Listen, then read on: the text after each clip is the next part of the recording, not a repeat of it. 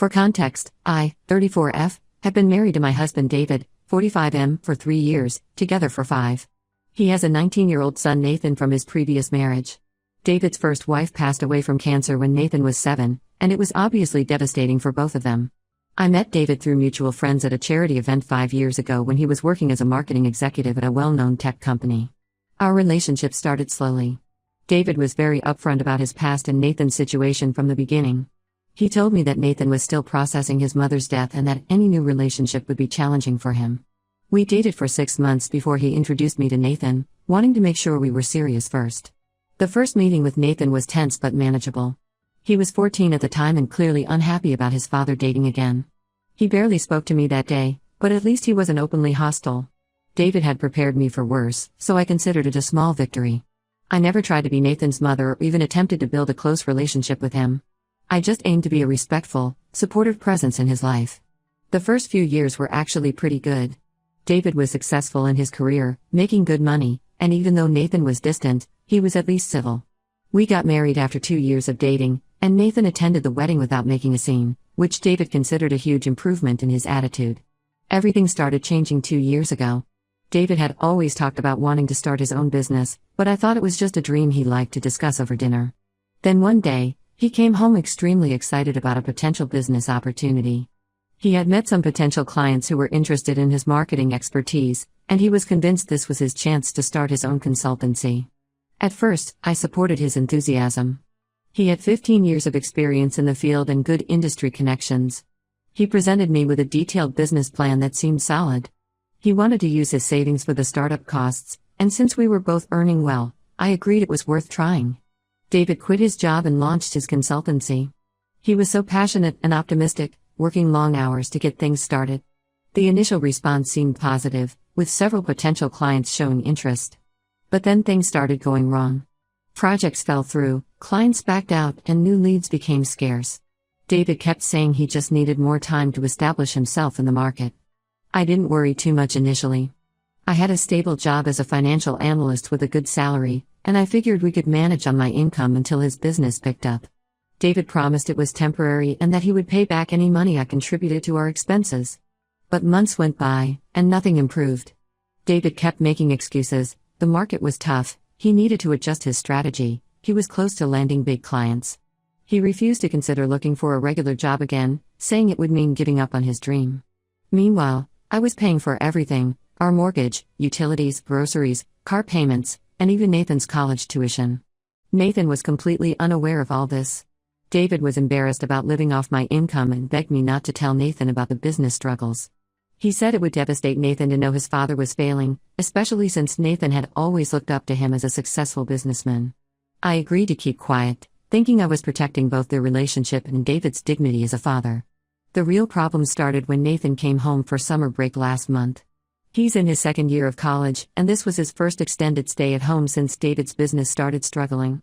One morning, he overheard me having a serious discussion with David about the business. I was trying to convince David to be realistic and consider returning to a corporate job since we couldn't sustain our lifestyle on just my income anymore. Nathan completely misunderstood the conversation. He assumed I was a gold digger trying to control his father's career for money. He started making snide comments whenever I was around, usually about women who marry successful men for their money. I tried to ignore it initially, not wanting to break my promise to David about keeping our financial situation private. The situation kept escalating.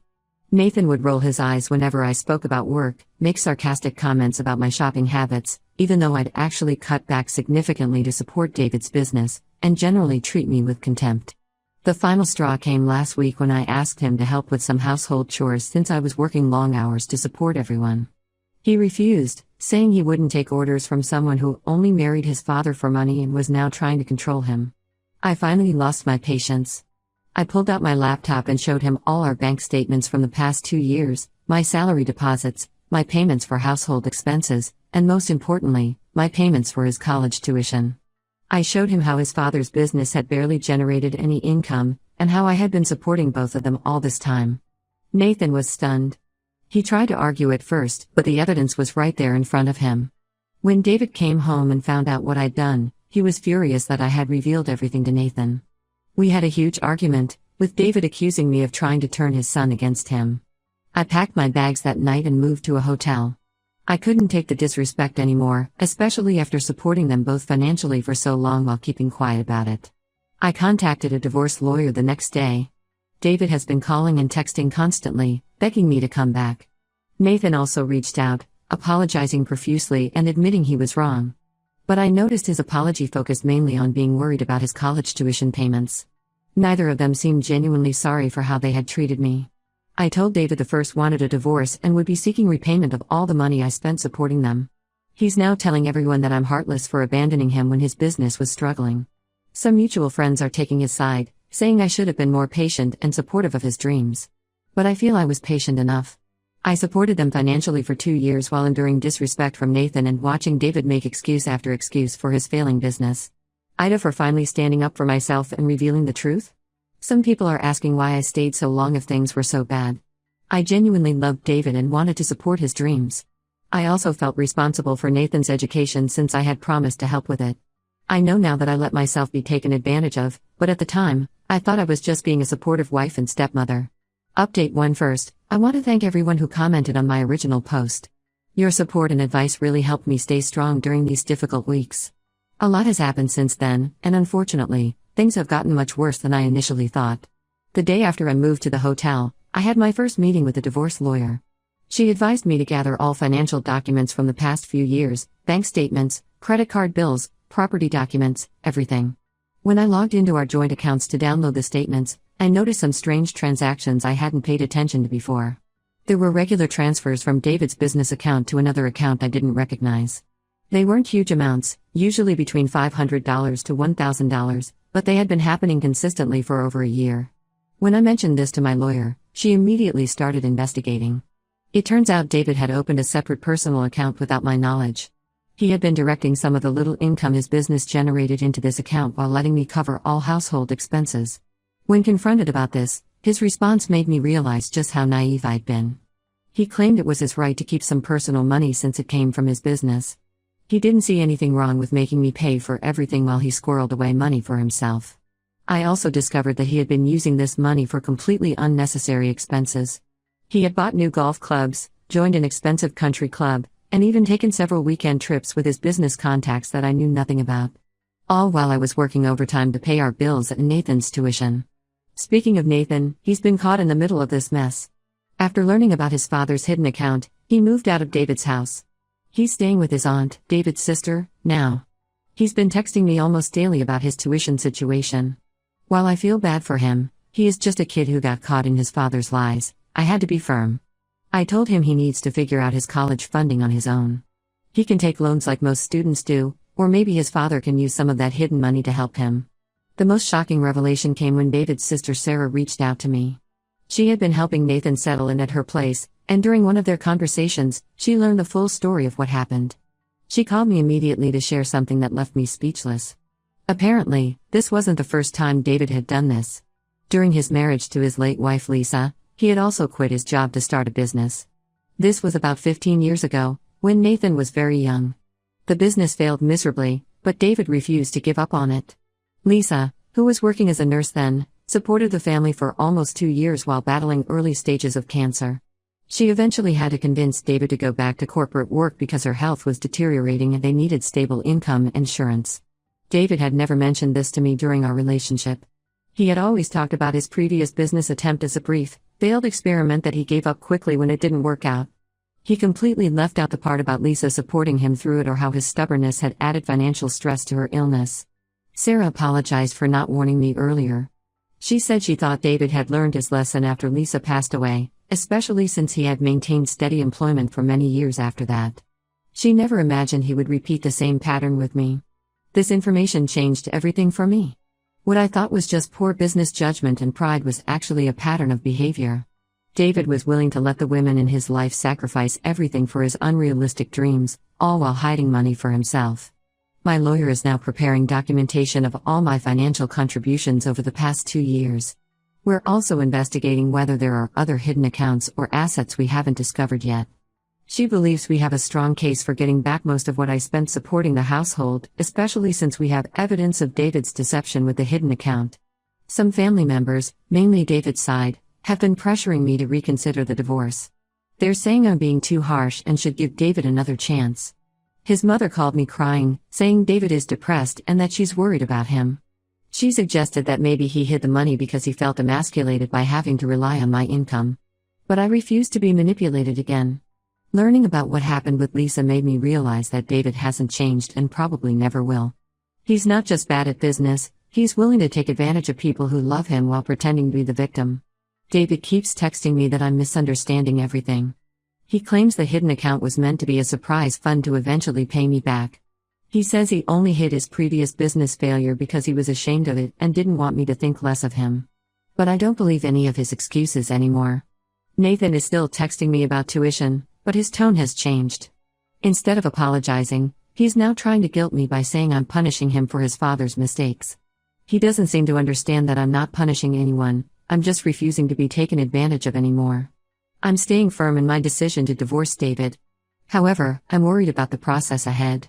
David is already trying to minimize the amount he needs to repay me, claiming that his business was doing better than I knew and that I'm exaggerating how much I supported the household. I expect this to be a long and difficult battle, but I'm prepared for it. At least now I know the truth about everything, and I can stop feeling guilty about walking away. I think I actually owe Lisa an apology. I'd always felt like I was somehow disrespecting her memory by marrying David, but now I realize she probably would have wanted to warn me if she could. To those asking about legal action regarding the hidden account, yes, my lawyer is handling that aspect. She says the fact that he was hiding money while letting me support everyone will work in our favor during the divorce proceedings. Update 2: a lot has happened since my last update, and I need to get this off my chest. The divorce proceedings have started, and it seems like every week brings a new shocking revelation about David's deceptions. My lawyer's investigation into our finances uncovered something that made me physically sick. David had taken out several personal loans using our joint accounts as collateral, without my knowledge or consent. We're talking about nearly $50,000 in loans over the past year. He was essentially gambling with my money while pretending his business was just going through a temporary rough patch. The loan documents showed he had used the money for business investments, but when we dug deeper, we found most of it went to some questionable cryptocurrency investments, and a failed attempt to expand his business into a new market, all of which he had hidden from me. He lost almost all of it, and now these loans are affecting my credit score since they're tied to our joint accounts. Nathan reached out again last week. He's struggling to pay for college now that I'm no longer covering his tuition. He wanted to meet for coffee to discuss possible arrangements. I agreed to meet him, thinking maybe he had finally understood the gravity of the situation. The meeting was disappointing, to say the least. Nathan spent the first few minutes apologizing again for calling me a gold digger, but then quickly moved on to asking if we could work out some kind of payment plan for his tuition. When I suggested he take a semester off to work and save money, like many students do, he acted like I had insulted him. He said his mother would have never suggested something so beneath him, and that she would be disappointed in how I was treating him. I tried to explain to Nathan that his father's actions had put me in a difficult financial position too, especially with these newly discovered loans. But he wasn't interested in understanding my perspective. He just kept pushing about the tuition, saying things like we're still family and you promised to help with my education. When I remained firm about not paying, he stormed out of the cafe, calling me selfish and telling me I was just as bad as his father. But the biggest shock came from an unexpected source. Remember those mutual friends who were criticizing me for leaving David? Well, I found out through a colleague that David has been dating one of them, my former friend Rachel. Apparently, they started seeing each other just weeks after I moved out. Rachel had been one of the loudest voices telling me I should give David another chance and that I was being too harsh on him. This actually explains a lot. Rachel had been unusually interested in my marriage problems, always asking for details about my fights with David and offering to talk to him on my behalf. Now I wonder if she was just gathering information for him all along. The betrayal stings, but honestly, they deserve each other. The mediation sessions have been absolute nightmares. David is trying to claim that his business failures were partly my fault because I never believed in him and wasn't supportive enough. He's painting himself as the victim, saying I gave up on him when he needed me most. He conveniently leaves out the part about hiding money and taking out secret loans. His lawyer is arguing that since we were married, all decisions about money were joint decisions, even if I wasn't aware of them at the time. They're trying to say I should be partially responsible for the loans since they were taken out during our marriage. My lawyer says they're just trying to intimidate me into accepting a lower settlement. What's really frustrating is how David has managed to spin this story to our social circle. He's been telling everyone that I'm trying to bankrupt him out of spite, that I never supported his dreams, and that I'm trying to turn his son against him. Some people who I thought were friends are actually believing him, despite all the evidence of his deception. The only silver lining in all this is that Sarah, David's sister, has been incredibly supportive. She's been helping me document everything from the past few years and has even offered to testify about David's pattern of financial deception if needed. She feels guilty about not warning me earlier and wants to make things right. I've had to start seeing a financial advisor to figure out how to protect myself from these loans David took out. It's going to take months to sort out this mess and separate our finances completely. The advisor is helping me create a plan to rebuild my savings after everything I lost supporting David and Nathan. The hardest part of all this is realizing just how thoroughly David manipulated me. He knew exactly what he was doing when he hid money, took out loans, and let me support everyone while pretending his business was just temporarily struggling. Looking back, I can see all the red flags I missed because I wanted to believe in him. My lawyer thinks the divorce proceedings will take several more months, especially given how complicated David has made our financial situation. But I'm not backing down, no matter how hard he tries to paint me as the villain in this story. Update 3. This will probably be my final update. The divorce was finalized last week, and I feel like a huge weight has been lifted off my shoulders. The past 6 months have been a roller coaster, but I'm finally free. After months of legal battles, the court ordered David to repay me $175,000. This includes the household expenses I covered, Nathan's tuition, and my portion of the loans he took out without my consent. Since he can't pay the full amount at once, surprise, surprise, we worked out a payment plan. He'll be making monthly payments for the next 5 years. My lawyer made sure the agreement has strict penalties if he misses any payments. The investigation into the loans revealed even more deception. David had actually forged my signature on several documents. When confronted with this evidence, he tried to claim it was a misunderstanding and that he thought he had my verbal permission. The judge didn't buy it. This revelation actually worked in my favor during the final settlement negotiations. His business finally collapsed completely 2 months ago. He had no choice but to start looking for a regular job again. Last I heard, he's working as a junior marketing manager at a small firm, a significant step down from his previous executive position. He tried to use this as a reason to reduce his repayment obligations, but the court maintained the original agreement. His relationship with Rachel didn't last long. She dumped him when she realized he expected her to support him financially just like I had. She actually reached out to apologize to me, claiming she had no idea about the extent of his deception. I didn't respond. Some bridges stay burned. Nathan is taking a gap year to work and save money. He's working at a local restaurant and has finally gotten a taste of the real world. He sent me a long email last month, and unlike his previous attempts at apologizing, this one seemed genuine. He acknowledged how entitled and judgmental he had been, and how he had completely misread the situation. He even admitted that he had treated me badly long before the gold digger incident, mainly because he was afraid of someone replacing his mother. While I appreciate his apology, I've maintained my distance. Some wounds take time to heal, and I'm not ready to have any sort of relationship with him yet. I did reply to his email briefly, wishing him well and encouraging him to learn from this experience. He needs to understand that actions have consequences, and adult relationships require respect and honesty. David's behavior since the divorce has been exactly what you'd expect. He's been posting on social media about how I destroyed his dream and abandoned his family when they needed me most. He conveniently leaves out the part about his hidden accounts, forged loans, and years of letting me support everyone. Some mutual friends still believe his version of events, but I've blocked him and anyone who supports his narrative. I don't need that negativity in my life anymore. The most surprising development has been my relationship with Sarah, David's sister. She's become a close friend through all this. She recently revealed that David tried to borrow money from her after his business failed, using the same manipulative tactics he used with me. She refused and told him he needed to face reality and stop expecting others to fund his unrealistic dreams. As for me, I've moved to a new city for a fresh start. I found a better job with a significant pay raise, and I'm slowly rebuilding my savings. My new apartment is smaller than our old house, but it's all mine, and I don't have to support anyone else anymore. I'm focusing on my career and my own goals for the first time in years. This whole experience taught me a lot about setting boundaries and not letting anyone take advantage of my generosity. I now understand that supporting someone doesn't mean enabling their bad decisions, and that love isn't enough if there isn't mutual respect and honesty. To everyone who supported me through this journey, thank you. Your comments and messages helped me stay strong when I doubted myself. Sometimes walking away is the hardest but most necessary thing you can do. I'm ready to close this chapter of my life and move forward. As painful as this experience was, I'm grateful for the lessons it taught me about self-worth and standing up for myself.